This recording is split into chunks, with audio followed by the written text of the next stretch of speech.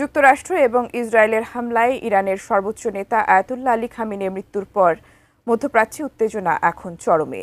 যুক্তরাষ্ট্র এবং ইসরায়েলের সাথে ইরানের সামরিক যুদ্ধের আশঙ্কা আরও ঘনীভূত হচ্ছে। বিশ্লেষকরা বলছেন, এই যুদ্ধ যদি সত্যিই শুরু হয় তা বিশ্বকে টেনে নিতে পারে তৃতীয় বিশ্বযুদ্ধের দ্বারপ্রান্তে। তবে চমকপ্রদ বিষয় হলো, এই যুদ্ধের ভবিষ্যৎবাণী বহু আগেই করেছিলেন মহানবী হযরত মুহাম্মদ সাল্লাল্লাহু আলাইহি ওয়াসাল্লাম। বিস্তারিত জানাচ্ছেন রিসাম সাহাব।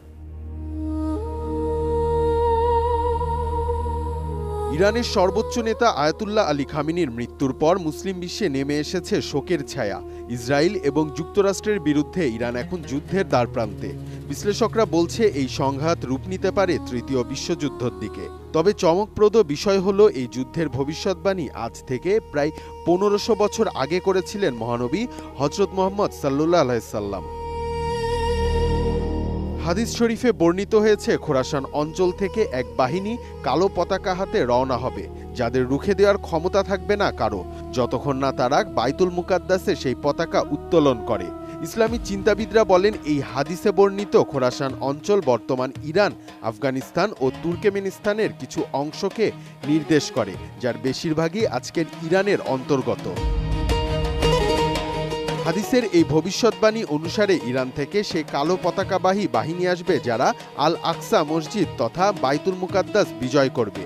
এই শহর বর্তমানে দখল করে আছে ইসরায়েল। যদিও জাতিসংঘ ও আন্তর্জাতিক সম্প্রদায় এখনো পূর্ব জেরুজালেমকে ফিলিস্তিনের অংশ হিসেবে বিবেচনা করে। কোয়ালিটি সম্পন্ন আন্তর্জাতিক মানের still bar CSRM, committed for better still. 1980 সালে ইসরায়েল জেরুজালেম আইন পাশ করে শহরটিকে নিজেদের রাজধানী হিসেবে ঘোষণা করে, কিন্তু সেই দাবি জাতিসংঘ প্রত্যাখ্যান করে। বর্তমানে আল আকসা সহ পুরো জেরুজালেমেই ইসরায়েলের দখলে রয়েছে। এ প্রেক্ষাপটে অনেকেই মনে করছে, হাদিসে বর্ণিত সেই যুদ্ধের বাস্তবতা কি সামনে এগিয়ে আসছে।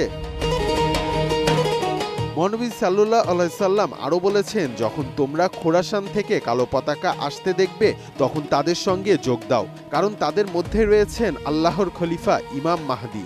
ফলে ইসলামী ইতিহাসবিদ ও আলেমদের অনেকেই মনে করেন, এই বাহিনীর নেতৃত্বে ইমাম মাহদী থাকবেন এবং যুদ্ধটি কিয়ামতের বড় আলামতের অন্যতম হবে।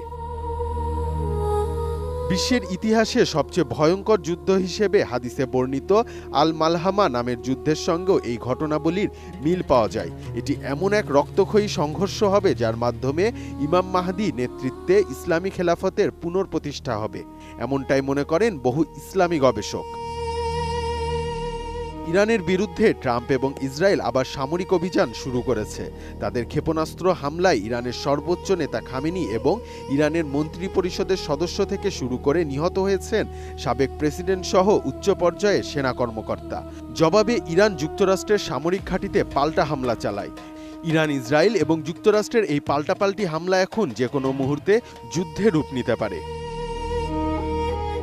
এই প্রেক্ষাপটে অনেকেই প্রশ্ন তুলেছেন, তবে কি আমরা কিয়ামতের শেষ অধ্যায়ের দ্বারপ্রান্তে চলে যাচ্ছি?